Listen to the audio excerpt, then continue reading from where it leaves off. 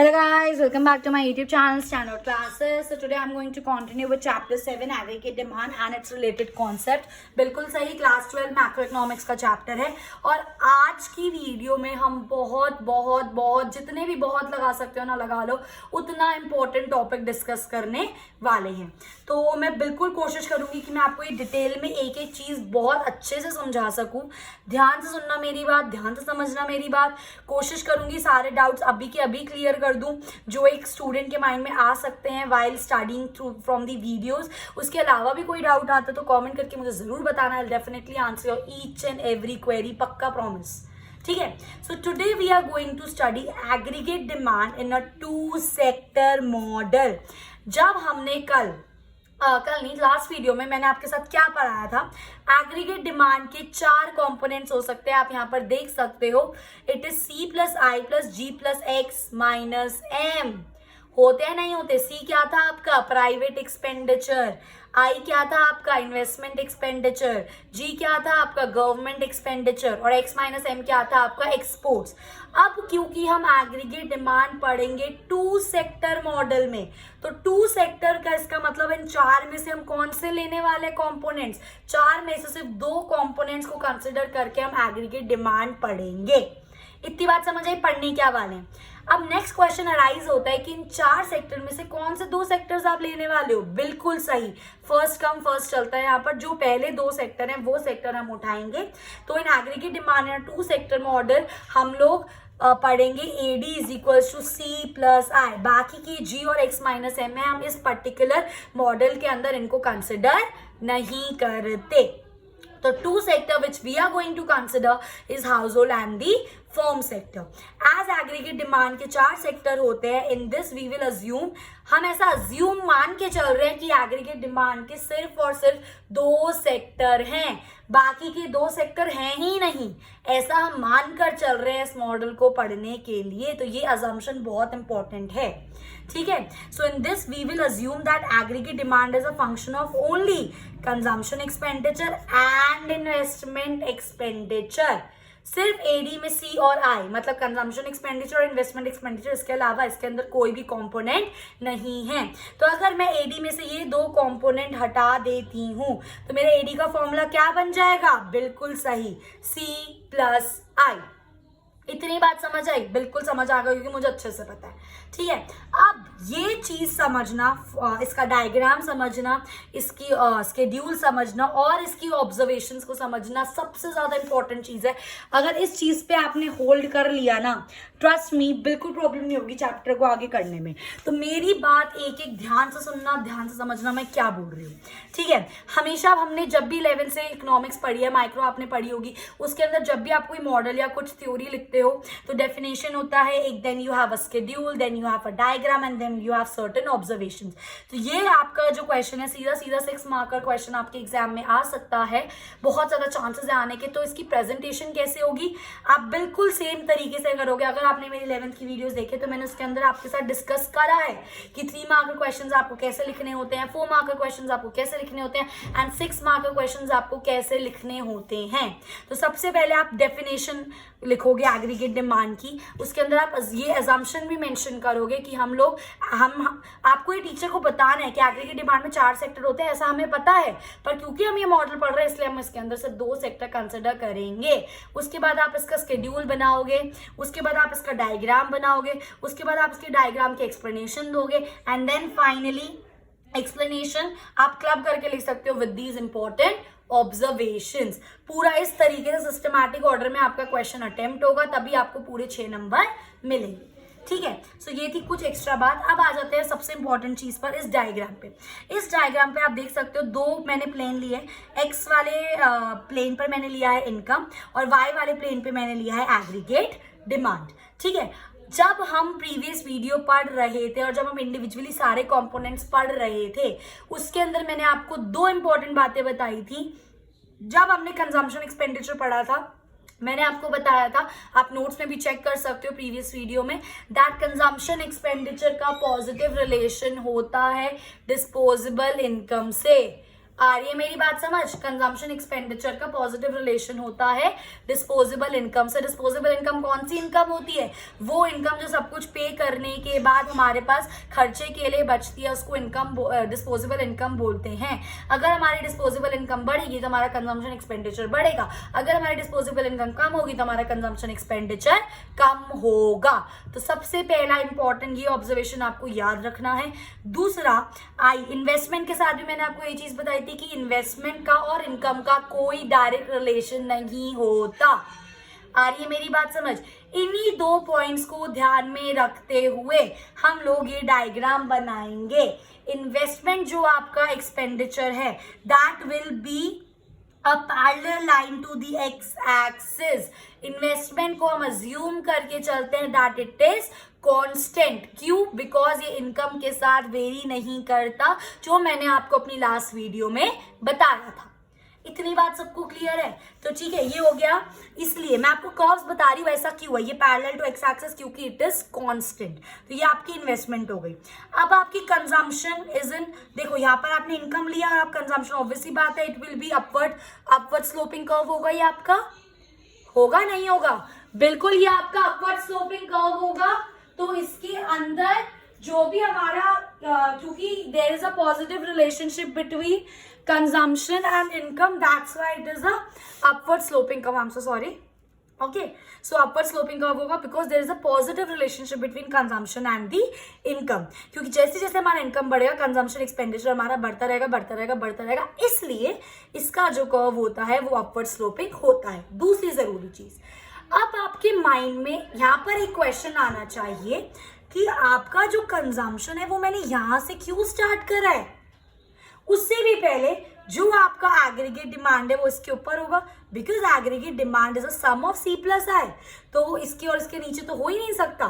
Curve के अंदर सी भी है, आई भी है, इसलिए उसका कर्व हमेशा ऊपर होगा आपके कंजम्पशन के। और क्योंकि आपका एग्रीगेट डिमांड, ऑब्वियसली बात है, अगर आपकी इनकम बढ़ेगी तो आपकी डिमांड बढ़ेगी, इसलिए इसका भी curve upward sloping positive direction में होता है, क्योंकि ये आपको पॉजिटिव रिलेशन बताता है कि अगर आपका इनकम बढ़ेगा तो आपका एग्रीगेट डिमांड बढ़ेगा। ये बात क्लियर हो गई कि ये तीनों कर्व ऐसे क्यों हैं। इन्वेस्टमेंट को हम फिक्स लेते हैं, कांस्टेंट लेते हैं, इसलिए वो पैरेलल टू एक्स एक्सिस होता है। कंजम्पशन को क्योंकि उसका पॉजिटिव रिलेशन होता है इनकम से, इसलिए वो अपवर्ड स्लोपिंग होता है। और एग्रीगेट डिमांड का भी पॉजिटिव रिलेशन होता है इनकम से, प्लस एग्रीगेट डिमांड के अंदर सी और आई दोनों चीजें होती है, इसलिए उसका curve upward sloping and I और सी के ऊपर होता है। इतनी बात बिल्कुल क्लियर हो गई होगी। दूसरी इंपॉर्टेंट चीज इस डायग्राम के अंदर आती है गाइस।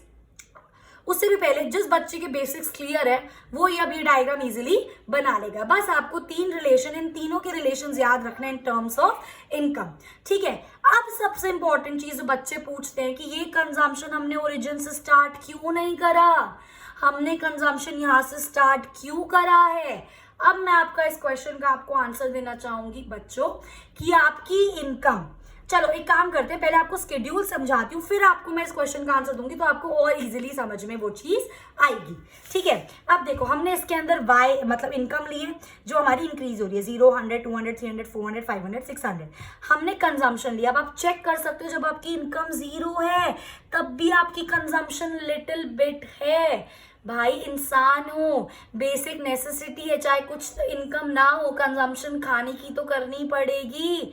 बेसिक कंजम्पशन एक बहुत बेसिक लाइफ जीने के लिए तो चाहिए, करना पड़ेगा, नहीं करना पड़ेगा।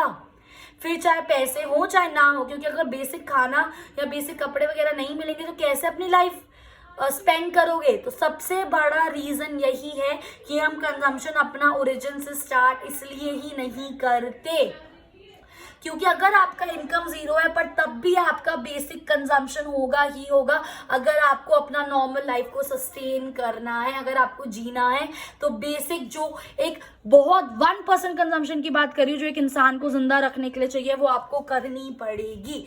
इसलिए इसी रीजन की वजह से आपका कंजम्पशन ओरिजिन से स्टार्ट नहीं होता। ठीक है, और आपका देख सकते हो कंजम्पशन इंक्रीज हो रहा है, जैसे जैसे इनकम बढ़ रही है कंजम्पशन बढ़ रहा है, तो पॉजिटिव रिलेशनशिप। और आपकी जो इनकम है, सॉरी इन्वेस्टमेंट है, it is continuously, it is constant through out the schedule and aggregate demand is also increasing. Aggregate demand मैंने कैसे निकाला है, C + I करके, 40 + 20, 120 + 20, 200 + 20, 280 + 20, 360 + 20, 440 + 20 एंड 520 + 20। आ रही है मेरी बात समझ? ठीक है, तो ये हो गया आपका C+I जो आपने एग्रीगेट डिमांड निकाला है, और आप इसमें भी चेक कर सकते हो जैसे जैसे आपका इनकम बढ़ रहा है आपका एग्रीगेट डिमांड बढ़ रहा है। That means there is a positive relation, दोनों चीजों के बीच में पॉजिटिव रिलेशन है, इनकम एंड कंजम्पशन एक्सपेंडिचर के बीच में, इनकम एंड एग्रीगेट डिमांड के बीच में।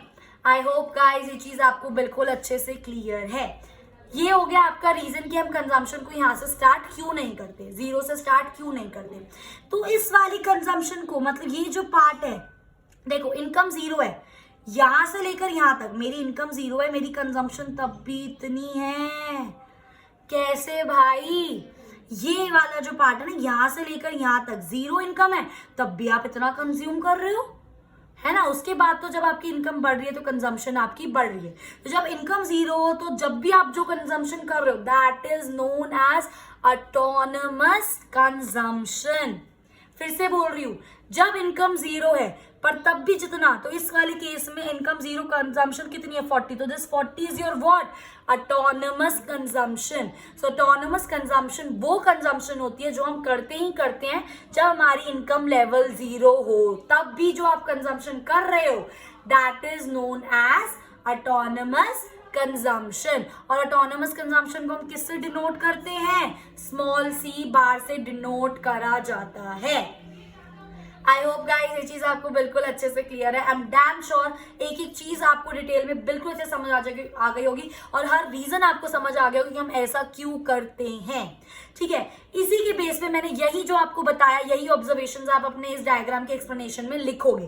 ठीक है, जैसे AD is a function of only, आपको लिखना पड़ेगा कि एडी हम सिर्फ दो चीजों का फंक्शन अज्यूम कर रहे हैं, which is C and I, consumption expenditure and investment expenditure. At 0 level of income there is some positive consumption. देख लो 0 इनकम है तब भी आपकी कंजम्पशन इतनी है, इसको हम क्या बोलते हैं, ऑटोनमस कंजम्पशन बोला जाता है। मैंने कंजम्पशन शॉर्ट फॉर्म में लिखा है, फुल में लिखना ऑटोनमस कंजम्पशन, जिसको हम स्मॉल c बार से डिनोट करते हैं। ये वो कंजम्पशन है जो आप 0 लेवल ऑफ इनकम पर करते हो अपने जिंदा रहने के लिए।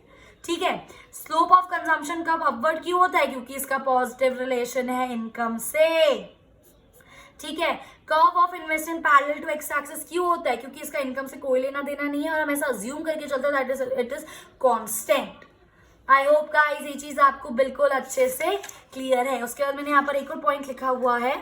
ठीक है, if aggregate demand starts from point M as AD is equals to C+I। आपका जो एग्रीगेट डिमांड है वो कहाँ से स्टार्ट कर रहे हैं, पॉइंट M से। क्यों, इसका भी रीजन बता चुकी हूँ।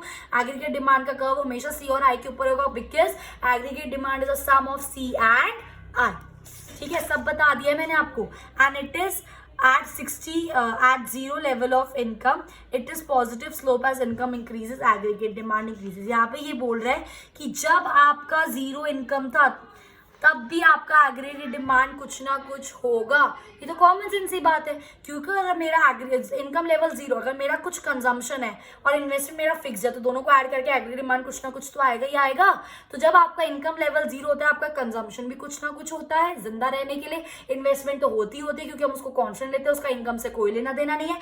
और अगर C भी कुछ है, I भी कुछ है, तो एग्रीगेट डिमांड भी तो कुछ होगा ही होगा, because aggregate demand is equal to C+I। I hope guys ये चीज आपको बिल्कुल अच्छे से क्लियर है। ठीक है, सो ये था आपका पूरा aggregate demand in a 2 sector model which is C+I।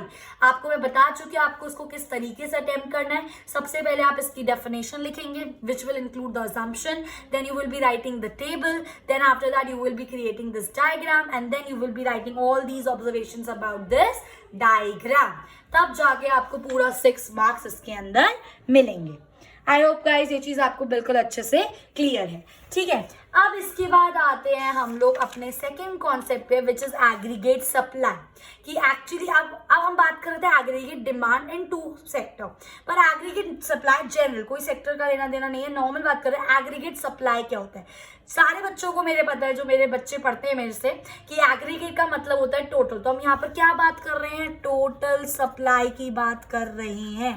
और 11th में पढ़ा होगा आप लोगों ने, अगर आपने वीडियोस देखे हैं मेरे, तो सप्लाई जब भी सप्लाई वर्ड आता है तो हम किसके पॉइंट ऑफ व्यू से सोचते हैं, प्रोड्यूसर के पॉइंट ऑफ व्यू से सोचते हैं। क्योंकि बच्चे अक्सर कंफ्यूज हो जाते हैं कि डिमांड में कंज्यूमर, सप्लाई में प्रोड्यूसर, कैसे मतलब सोचना कैसे है। तो मैं बच्चों को हमेशा ये सजेस्ट करती हूँ, डिमांड आप डिमांड करोगे तो आप ऐसे कंज्यूमर के पॉइंट ऑफ व्यू से सोचो। सप्लाई में प्रोड्यूसर सप्लाई करता है तो आप एक प्रोड्यूसर के पॉइंट ऑफ व्यू से सोचो, तो आपका कभी भी क्वेश्चन या आंसर कोई गलत नहीं होगा। ठीक है, उसके बाद एग्रीगेट सप्लाई होता क्या? It refers to money value of final goods and services. वो value of final goods and services जो सारे producers are willing to supply in an economy at a given point of time. वो value जो सारे producers बेचना चाहते हैं, वो value of goods and services सारे प्रोड्यूसर्स, टोटल सप्लाई की बात हो रही है, तो इसलिए सारे प्रोड्यूसर्स जितने भी इकोनॉमी में सप्लाई करना चाहते हैं particular point of time, given point of time, उसको हम बोलते हैं एग्रीगेट सप्लाई। बिल्कुल सही। ठीक है, अब सबसे इंपॉर्टेंट चीज, यहाँ पे स्टार या हैशटैग कुछ भी बना लेना, एग्रीगेट सप्लाई को नेशनल इनकम बोला जाता है। सीधा सीधा 3 मार्क का क्वेश्चन आ सकता है कि एग्रीगेट सप्लाई को नेशनल इनकम क्यों बोला जाता है। रीजन मैं अभी आपको बताऊंगी, मैं बता रही हूँ अभी रीजन क्या होता है, बट स्टिल मैं आपको बता रही हूँ कि एग्रीगेट सप्लाई को ही हम नेशनल इनकम बोलते हैं। ये 3 मार्क का क्वेश्चन आ सकता है, व्हाई, गिव रीजन। तो अब इसका रीजन क्या है, बहुत प्यार से और बहुत ध्यान से समझना। एग्रीगेट सप्लाई का मतलब क्या है? टोटल सप्लाई जो प्रोड्यूसर बेच रहा है। अब जब प्रोड्यूसर कुछ सेल करेगा तो उसके पास कुछ इनकम आएगी, ऑब्वियसली बात है। ये सब मैंने आपको 11th क्लास में पढ़ाया है, ये सब हम लोगों ने पढ़ा है कि जो आपकी सप्लाई आएगी, जो आपकी सप्लाई, जो आपके पास पैसा इनकम आती है, फॉर एग्जाम्पल मैं प्रोड्यूसर हूँ, अब मैं कुछ सेल कर रही हूँ, मेरे पास जो पैसा आएगा, अब मैं वो सारा पैसा मेरा थोड़ी ना है, मुझे उसमें से अपने 4 factors of production which is land, labour, capital, entrepreneur, सबको पैसा देना पड़ेगा। जो मेरे पास पैसा आएगा उसके अंदर से मुझे रेंट देना पड़ेगा लैंड को, ठीक है, कैपिटल में मुझे इंटरेस्ट देना पड़ेगा, लेबर को मुझे वेजेस देना पड़ेगा, फिर जो बचेगा वो मेरा प्रॉफिट होगा। तो वो जो आपके पास इनकम आती है कुछ सप्लाई करके, उसमें से आपको फैक्टर्स ऑफ प्रोडक्शन को क्या करनी पड़ती है? पेमेंट करनी पड़ती है। याद करो नेशनल इनकम में क्या बताया था, जो फैक्टर्स ऑफ प्रोडक्शन को टोटल इनकम मिलती है उन सबको आप ऐड कर दो इनकम मेथड में, तो that is known as national income. तो यहाँ पे भी तो हम वही कर रहे हैं, एज अ प्रोड्यूसर जो इनकम आई उसको डिस्ट्रीब्यूट कर रहे हैं among the factors of production. तो फैक्टर्स ऑफ प्रोडक्शन को उनके पैसे मिल रहे हैं, उनकी इनकम मिल रही है, और जब फैक्टर्स ऑफ प्रोडक्शन को उनकी इनकम मिल रही है तो क्लब कर दोगे तो वो क्या बन जाएगा? नेशनल इनकम ही तो बन जाएगी। पॉइंट को समझो, बात को समझो। आ रही है मेरी बात समझ में क्या बोलने की कोशिश कर रही हूँ? बिल्कुल एग्जैक्टली इसी तरीके से कॉन्सेप्ट को समझना है।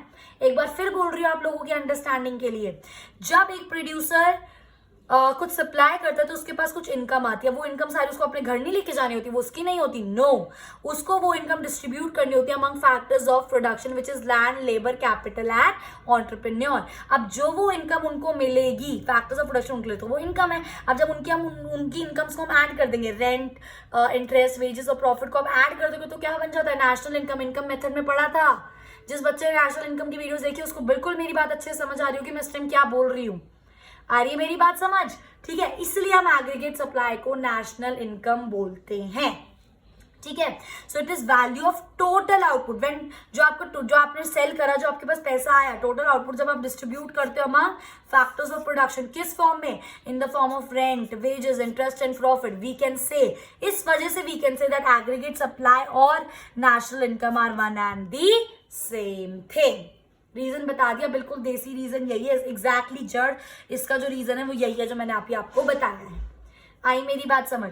अब हाँ, जब एग्रीगेट डिमांड के कुछ कंपोनेंट्स है तो एग्रीगेट सप्लाई के भी कंपोनेंट्स होंगे।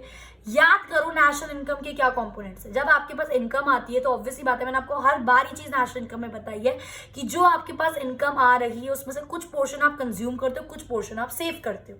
ये बिल्कुल सच बात है, कुछ हम कंज्यूम करते हैं, कुछ हम सेव करते हैं। ठीक है, तो जब हमारा नेशनल इनकम के कंपोनेंट्स कंजम्पशन प्लस सेविंग्स हैं तो नेशनल इनकम को ही तो एग्रीगेट सप्लाई बोलते हैं। तो मैं सिंपली लिख सकती हूँ एग्रीगेट सप्लाई के भी कंपोनेंट्स क्या हैं? Consumption plus saving. C stands for consumption, and S stands for savings. आई मेरी बात समझ? तो हमारा एग्रीगेट सप्लाई के कंपोनेंट्स क्या होगा? C plus S. तो ये एक सबसे इंपॉर्टेंट चीज थी इसके अंदर। इसके बाद इसकी डायग्रामेटिक रिप्रेजेंटेशन बहुत ज्यादा सिंपल है। इनकम इसका एक्स एक्सिस पे लिया है, कंजम्पशन और सेविंग वाई एक्सिस पे, और एग्रीगेट सप्लाई का जो कर्व होता है it is upward sloping. But अब जो इंपॉर्टेंट चीजें बोलने वाली हूँ, ये हमेशा एंगल 45 डिग्री पर होता है। आपको पता है जो भी आपका कार्टेशियन प्रोडक्ट होता है वो 90 डिग्री पर होता है। तो आपकी जो एग्रीगेट सप्लाई है वो इस 90 डिग्री को एग्जैक्टली 2 पार्ट्स में डिवाइड करती है। मतलब ये भी 45 और ये भी 45। पहली इंपॉर्टेंट चीज। दूसरी इंपॉर्टेंट चीज कि ऐसा क्यों होता है, ऐसा क्यों होता है, ठीक है, इस पे बाद में आऊंगी, पहले समझो। 45 degree line represents that aggregate supply has been drawn from the origin. 45 degree line, इसको हम aggregate supply की लाइन को हम 45 degree लाइन भी बोलते हैं, जिससे हमें पता चल रहा है कि ये लाइन हमेशा हम ओरिजिन से ड्रॉ करते हैं, जो कि उसको 90 को 2 इक्वल पार्ट्स में डिवाइड करती है। आ रही मेरी बात समझ? So it shows that consumption is equal to the income. ये जो 45 डिग्री की लाइन है ये आपको बता रही है कि जो आपकी कंजम्पशन है वो इनकम की इक्वल है, ठीक है। बट जब आप कंजम्पशन इक्वल, जैसे जैसे आपकी इनकम बढ़ेगी, कुछ ना कुछ ऐसा पॉइंट आएगा कि आप कंजम्पशन कम कर दोगे, मतलब आपकी कंजम्पशन पूरी हो जाएगी, आपके पास तब भी पैसे बचाएंगे, तो आप उसको क्या करने लग जाओगे, सेव करने लग जाओगे। दैट्स व्हाई, तभी तो उसके दो कंपोनेंट है, कंजम्पशन प्लस सेविंग्स। इसलिए आपका एग्रीगेट सप्लाई के अंदर दो कंपोनेंट्स है, कंजम्पशन एंड सेविंग्स, और इसलिए इसकी line 45 degree from the origin बनती है। आई होप गाइस ये चीज आपको क्लियर है। ये चीज अभी और अच्छे से क्लियर होगी जब मैं आपको ये समझाऊंगी। अब ध्यान से देखना, इनकम क्या है, इंक्रीज हो रही है 0, 100, 200, 300, 400, 500, 600। आपकी कंजम्पशन क्या है, इंक्रीज हो रही है। ऑब्वियसली बात है, इनकम बढ़ेगी कंजम्पशन बढ़ेगी, और इनकम बढ़ेगी कंजम्पशन बढ़ेगी तो सेविंग्स भी बढ़ेगी, ठीक है। अब आप एक चीज ध्यान से देखो, एग्रीगेट सप्लाई तो आप इजिली निकाल लोगे ना, C प्लस S करके, consumption plus saving, consumption plus saving, 40 plus minus 40 तो 40 minus 40, 120 minus 120, 200 plus 0, 280 plus 20, 360 plus 44, 40 plus 16, 520 plus 80, ये आपका निकल जाएगा। अब मैं आपको क्या बताना चाह रही हूँ, मेरी बात ध्यान से सुनो। जब मेरी इनकम 0 थी, मेरी कंजम्पशन कुछ ना कुछ तो होगी, ये मैंने अभी आपके साथ डिस्कस करा। तो इस वाले पॉइंट पर आपकी इनकम 100 है, पर आपकी कंजम्पशन 120 है। आपकी इनकम 200 है, अब आपकी कंजम्पशन 200 ही हो गई। अब आपकी कंजम्पशन 300 है, तो आप इनकम 300 है तो आपकी कंजम्पशन 280 हो गई। आप देख रहे हो, यहां तक तो आपकी जो इनकम है वो कम है और आपकी कंजम्पशन ज्यादा है। फिर आपकी इनकम और कंजम्पशन बराबर हो गई। फिर आपकी जैसे जैसे कंजम्पशन बढ़ रही, इनकम बढ़ रही है, तो आपकी कंजम्पशन का मतलब उसका प्रपोर्शन कम होता जा रहा है। बात को समझो मैं क्या बोल रही हूँ। मैं ये बोल रही हूँ कि मेरी इनकम पहले 100 थी तो कंजम्पशन ज्यादा है। इस पॉइंट ऑफ टाइम पे income is greater than consumption, इस पॉइंट ऑफ टाइम पे income is equal to consumption, और इस वाले पॉइंट ऑफ टाइम पर मेरी इनकम जितनी है इट इज लेस देन, यार यहाँ पे लेस होगा, देखो ना 100 और 120, it is greater than consumption. तो जब आपकी इनकम बढ़ती है, इनिशियली आपकी कंजम्पशन उससे ज्यादा होती है, इनकम और बढ़ गई तो आप उसकी इक्वल कंज्यूम करने लग जाते हो। जब आपकी इनकम बढ़ती रहती है तो एक पॉइंट ऑफ टाइम पे आपकी कंजम्पशन क्या होती है, कम इनकम के कंपैरिजन में कम, क्योंकि कितना कंज्यूम करोगे यार, तो बच जाते हैं पैसे, तो वो क्या होते रहते हैं, सेविंग्स। तो जब भी आपकी इनकम कंजम्पशन से कम होती है आपकी सेविंग्स नेगेटिव होगी, जब भी आपकी इनकम कंजम्पशन इक्वल होगी आपकी सेविंग्स 0 होगी, और जब भी आपकी इनकम कंजम्पशन ग्रेटर होगी आपकी सेविंग्स पॉजिटिव होगी। तो इन बातों का आपको ध्यान रखना है। So with this I have completed aggregate supply. In my next video I am going to start with a very important topic. So I hope guys ये चीज़ आपको बिल्कुल अच्छे समझ आ गई। अगर आपको कोई भी डाउट है तो प्लीज़ मुझे कमेंट करके ज़रूर बताना। I'll definitely answer your queries. So if you like my video, please like it, share with your friends and subscribe standard classes अगर अभी तक नहीं करा है तो। I will see you in my next video. Till then, happy learning.